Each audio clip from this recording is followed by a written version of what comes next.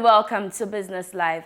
Government set to begin formal programs negotiations with the International Monetary Fund next month as Finance Ministry vows to ensure a deal is reached by first quarter of 2023. Began with the data. They began with the facts finding where they came to collect some data. And in September, yes, we will also, go sit with them and then continue to engage. We are hoping that within 4 to 6 months, we should have a program with them. Also, as Ghana's macroeconomic indicators get worse, Real Estate Developers Association believes there is no end in sight as government policies to fail.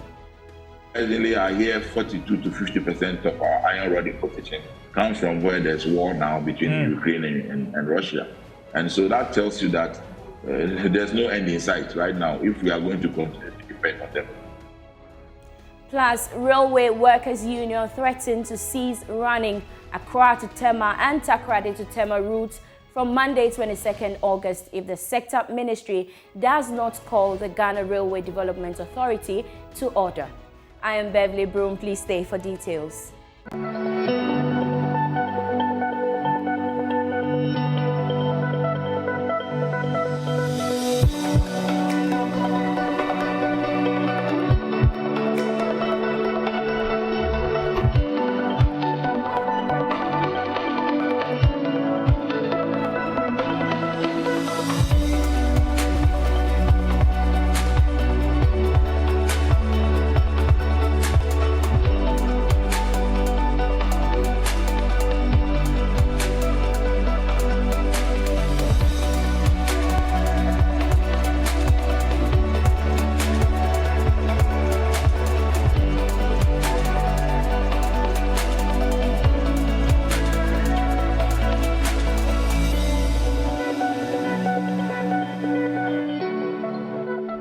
Hello and welcome.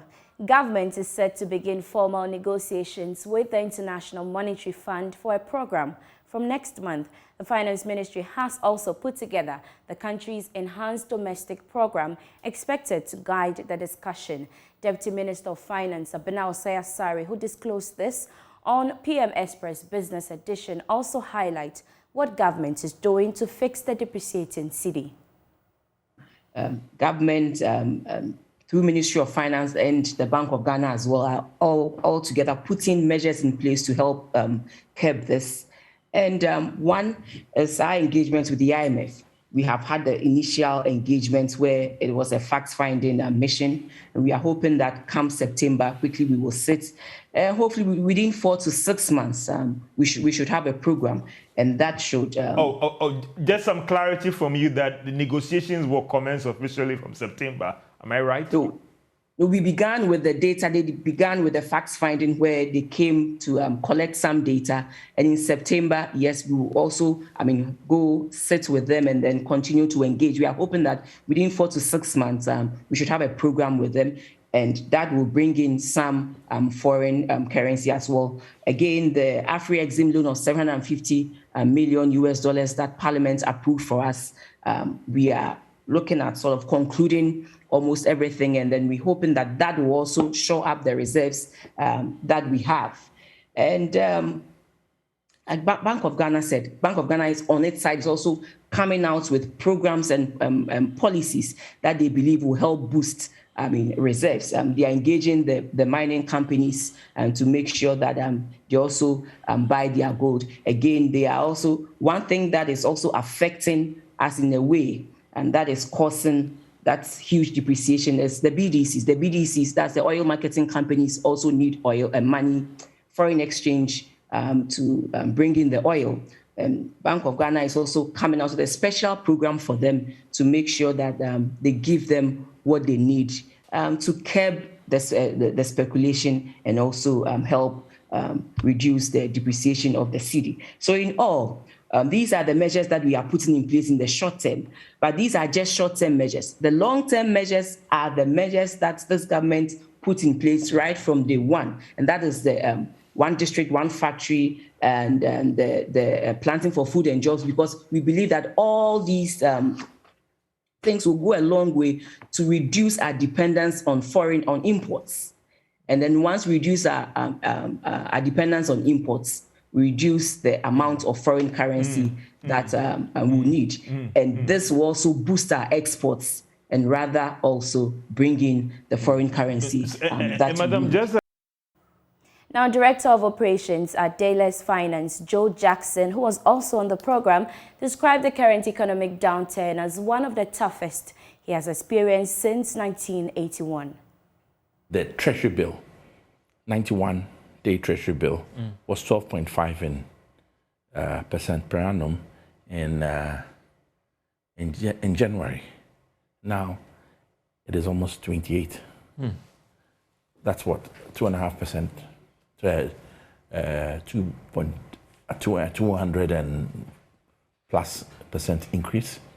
What does that do to your planning? What does that do to your budgeting? What does that do to an institution who has given out fixed rate loans? And it's a turmoil, right? So and what does that do to even the issues of raising deposits? Because the CD has now, people have lost confidence in the cedi due to the depreciation we faced this year.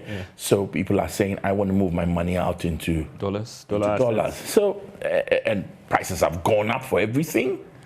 So it's a tough environment for everybody. Let no one be deceived. It's a tough environment. I think the numbers speak for itself. Inflation at 31. The cedi has depreciated to what? In the forex bureaus over 9.5. What do you call it? Our foreign reserves at a historic low, right? The downgrade of our sovereign debt, and you could go on and on. So I don't think there's any dispute as to how difficult these times are. I'm very glad that the Honorable Deputy Minister of Finance agreed that times are tough. These are some of the toughest times I've faced since 1981.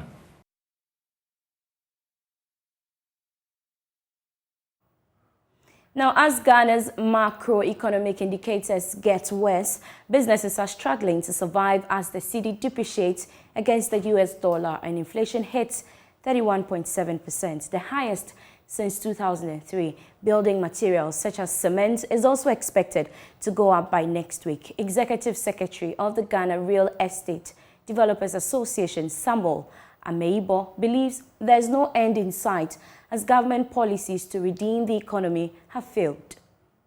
For us, we are consumers of the product. And so whatever we can find available on the market, I'm telling you, we'll use them. It is just that we don't have adequate resources to produce the kind of input that we have. People think that it is just us who don't want to use, but in actual fact, the things are not available. And you'll be surprised to know that some of the things that are even available, if you compare them to what we get them from outside, they are even cheaper and easily accessible than those that are produced locally. A few local materials manufacturers have taken up to, for example, brick production, for example. There is an association for brick manufacturers right now who are doing excellently well, that I commend them so much for taking that market up and are doing their best to increase their numbers and their visibility across the nation. But apart from that, I don't see any effort in any other materials. Iron rod, we are heavily dependent. Cement, we are heavily dependent. Even now that we have a huge number of cement manufacturers in the country, we have over 12 plants producing cement in the country right now. The number one material that they require, which constitutes about 95%, is clinker. And clinker is imported. So irrespective of the number of factories that are in the country, the major issue is clinker importation. And so we are not getting any benefit of those numbers in the system right now. And in our iron rods production too, the same thing. We are heavily dependent, and surprisingly, I hear 42 to 50% of our iron rod importation comes from where there's war now between Ukraine and Russia. And so that tells you that there's no end in sight right now if we are going to continue to depend on them. The Railway Workers Union has threatened to cease running the Accra to Tema and Takoradi to Tema routes from Monday, 22nd August, if the Ministry of Railways Development does not call the Ghana Railway Development Authority to order and ensure an amicable solution to the challenges it has enumerated. In a statement, the union expressed unhappiness about the continuous undermining of the operations of the Ghana Railways Company Limited by the Railway Development Authority. Here's a report. The union said it has over the years complained about the Railway Act, which among other things transfers the asset previously under the care of Ghana Railway Company Limited to the Ghana Railway Development Authority.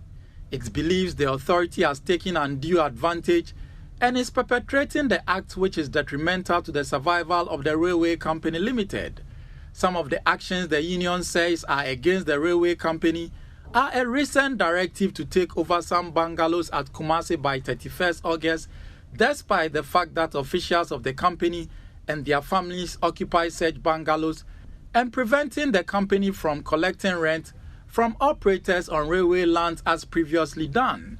The union added that it's very much aware of a directive from the Minister of Railways Development for all scraps to be collected and a public auction made to dispose of them. It warned the Ghana Railway Development Authority that it will take an action against its unfair treatment of the railway company. Now, away from that, the number of jobs advertised in selected print and online media platforms, which partially gauges labor demand in the economy, decreased marginally in June relative to what was observed in the corresponding period a year ago. That's according to data from the Bank of Ghana. Here's a Business Desk report. In total, 2,662 job adverts were recorded as compared to 2,730 for the same period in 2021. This indicated a decline of 2.5% year-on-year. On a month-on-month basis, the number of job vacancies in June 2022 increased by 2.4% from the 2,599 jobs advertised in May 2022. Cumulatively, for the first 2 quarters of 2022, the total number of advertised jobs declined by 4.7% to 16,290. Meanwhile, total number of private sector SNIT contributors, which partially gauges employment conditions, marginally improved to 864,208 in May 2022, compared with 862,166 for the same period in 2021. The University of Ghana Business School has embarked on a drive to educate staff of the university to invest in their pensions. According to the school, studies have shown that workers who solely depend on their main pension contributions are worse off after retirement. After speaking at a forum organized by the school, the Dean, Professor Justice Bawole, said there are many retirees suffering under the current economic conditions, hence the need for education while in active employment. People who work and retire at 60, a lot of them actually die before age 63. So what it means is that if you want to live longer in Africa and other developing countries, you should retire early. But what will people retire to? People are happy to retire or comfortable to retire if they know that they retire, they will have a regular source of income that will keep them alive. But to retire and have a comfortable retirement or a regular source of income will depend on how you plan and what kind of processes you have put in place to ensure that you continue to get a regular income. And what that means is that every worker who wants to live long must aim at retiring early. And if they have to retire early, it means that they must save something up to retire onto. And that is what has been the problem. So a lot of Ghanaians do not take their retirement serious. People get close to retirement and they start thinking about retirement. People have 1 or 2 years to retire. They are now putting up a house in which they will live. People are now wanting to go and now engage in a business when they are retiring. and what have you. In fact, in some cases, people invest in assets that are not liquid assets, and when they retire, it becomes difficult for them to get a regular source of income. And so the business school, together with our partners, the Center for Financial Literacy Education in Africa, and other partners have agreed that periodically we would embark on these kinds of exercises to bring awareness, create information available for workers on how they can plan their retirement, such that they can save towards it and make sure that when they retire, they will have something to go back to. You're still watching Business Live here on the Joy News channel with me, Beverly Broohm. We take a quick break. We'll be right back. Please stay with us.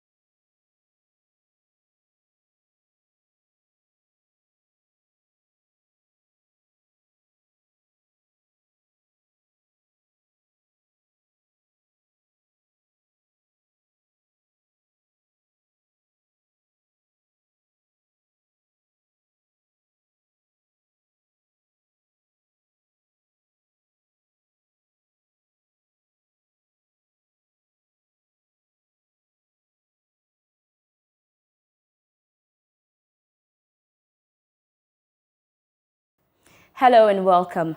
Ghana is being selected to host this year's Global Citizens Festival to celebrate Pan-Africanism. The event, which is used to raise awareness about climate change and poverty alleviation on the continent, is aimed at attracting over 1,000 visitors into the country, including American pop star Usher, among others. Vice President of the Global Citizens Festival, Agbo Tabi, has been speaking to Joy Business at a short ceremony to launch the event in Accra. The global event was celebrated in South Africa last year to push for youth inclusion in change-making. According to the organizers, Ghana will be used as a platform to reach out to global authorities on the need to implement policies that will support the fight against poverty and climate change. Vice President of the Global Citizens Festival, Agbo Tabi, spoke to Joy Business at a short ceremony to launch the event in Accra. The purpose of this campaign is to raise awareness on key advocacy opportunities across the globe. We are focused on ensuring opportunity and equitable access for women and girls, addressing the global climate crises, and dismantling systemic barriers that keep populations in poverty.